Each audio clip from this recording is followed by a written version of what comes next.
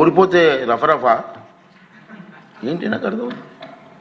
ఇవన్నీ కూడా ప్రజాస్వామ్యం ప్రజలు కూడా ఖండించవలసిన అవసరం ఉందని చెప్పి ఈ వేదిక ద్వారా మనం చేయాలని నా ఉద్దేశం. మీరు చూశారు ఇవాళ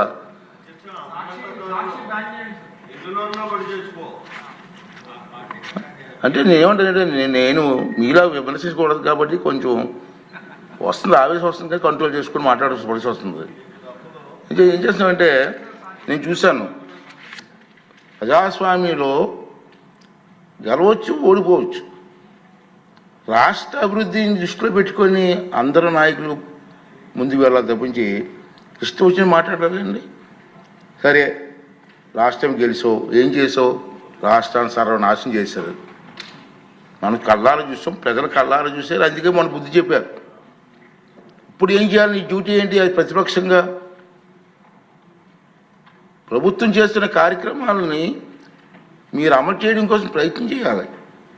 అది రాజకీయ నాయకుల లక్షణం. మీ అందరికీ తెలిసిందే కాదనలేదు, ప్రజలకు చెప్తున్నాను నేను ఈ వేదిక ద్వారా. ప్రజలకి ప్రభుత్వం ఎక్కడైనా పొరపాట్లు చేస్తే అసెంబ్లీలోకి వచ్చి మాట్లాడు. ప్రజా సమస్యలు అసెంబ్లీ చర్చించు. ప్రభుత్వం రిప్లై ఇస్తుంది. ప్రభుత్వం మీద ఒత్తిడి తీసిరా. మంత్రులు ఉంటారు ఇక్కడ సభలో, ముఖ్యమంత్రి గారు ఉంటారు, ఉప ముఖ్యమంత్రి గారు ఉంటారు, అందరూ సభ్యులు ఉంటారు. మాట్లాడి సభలో పనులు చేయించుకొని కాన్స్టిట్యున్సీకి జవాబు చెప్పు. అరే సభకు రావు, ఆ ఎమ్మెల్యేని రానివ్వు. క్వశ్చన్లు మాత్రం పంపిస్తున్నాడు 2 రోజులు 2 క్వశ్చన్లు. సభకు రానిప్పుడు క్వశ్చన్లు ఎందుకే? ఇద్దరికి అవకాశం పోతుంది కదా. అంచేత నేనేమంటానంటే ఇది ప్రజాస్వామ్యం, ఇది పద్ధతి కాదు. ప్రజలందరూ దీన్ని ఖండించవలసినటువంటి అవసరం ఉందని చెప్పి నేను భావిస్తున్నాను. ఎందుకంటే నేను చూసాం గతంలో, మనం కూడా హిస్టరీలోకి వెళ్ళాలండి. చాలామంది పెద్దలు ఉన్నారు కాదంటలేదు, కొత్త వచ్చారు.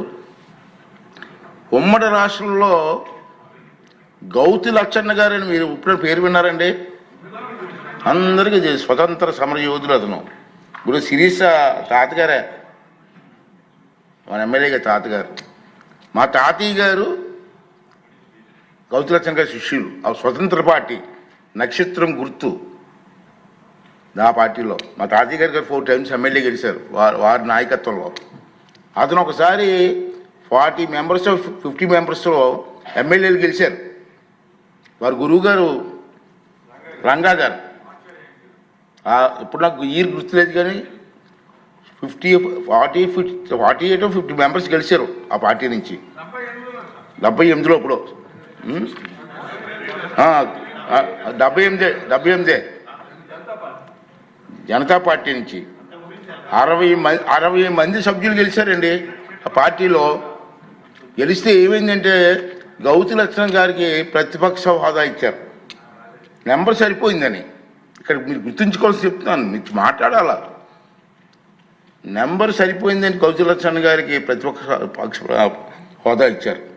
కానీ కొంత రాజకీయ ప్రభావం వల్ల కొంతమంది మెంబర్లు పార్టీ వదిలి వెళ్ళిపోయారు. గౌతి లక్ష్మణ్ గారిని ప్రతిపక్ష హోదా దిగిపోమని ఎవరు అడగలేదు సభలో, అతనంటే మహా గౌరవం. కానీ గౌతి లక్ష్మణ్ గారు ఒక రోజు సభకు వచ్చి నా సబ్జెక్టు నన్ను వదిలేసి వెళ్ళిపోయారు కొంతమంది. నేను ప్రతిపక్షంలో హోదాలో ఉండే అర్హత నాకు లేదు, నేను రాజీనామా ఇచ్చి వెళ్ళిపోతానని వెళ్ళిపోయారు. అదే మనిషి అంటే, అది నాయకత్వ లక్షణాలు అంటే ఏంటిది? గౌతి లక్ష్మణ్ గారు ఎవరు డిమాండ్ చేయలేదు. డిమాండ్ చేయకపోయినా నేను ఉండడానికి నాకు మెంబర్ సరిపోలేదు, నేను రాజీనామా ఇచ్చేస్తాను వెళ్ళిపోయారు. అది రాజకీయ నాయకులకు ఉండాలి మనస్తత్వం, నాయకత్వం తాలూకు విలువలు. అది గుర్తు చేస్తున్నాను నేను.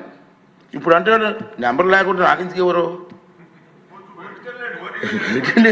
ఇప్పుడు నా మీద కోర్టుకు వేసాడు, హైకోర్టు వేసారు, సుప్రీంకోర్టు వేసుకోండి. అలాంటి మనకు ప్రజాస్వామ్యం ఉంది, మనకు నిబంధనలు ఉన్నాయి, రూల్స్ ఉన్నాయి, దాని ప్రకారంగా వెళ్తాను తప్పించి నీకు భయపడి ఎలా చేస్తాను నేను మొన్న చెప్పాను. ఇది ఒక దేవాలయం అయితే దీంట్లో పూజారరా బాబు, వరాలు ఇవ్వాల్సిన దేవుడు నీకు వరం ఇవ్వలేదు, అందుకే 11 ఇచ్చాడు. హోదా నేను ఎక్కడి వరకు వస్తాను మొన్న చెప్పాను నేను. అంచేది ఇది నేను ఎక్కువగా మాట్లాడకూడదు కాబట్టి అది కొంచెం తప్ప నాకు ఎందుకో మాట్లాడనిపించింది ఇవాళ ఏదైనా. అంచేది నేను ఏమనేది అంటే మీ ద్వారా మీరు కానీ ప్రజలు కానీ కోరేది ఏంటంటే రాష్ట్ర అభివృద్ధి ముఖ్యం, మన పిల్లల భవిష్యత్తు ముఖ్యం.